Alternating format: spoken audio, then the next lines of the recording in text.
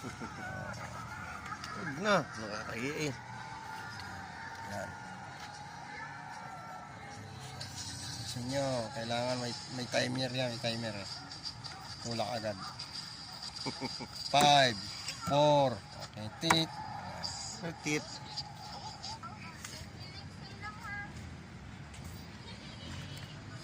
Natin. Paano ano niyan? Paano galaw niyan?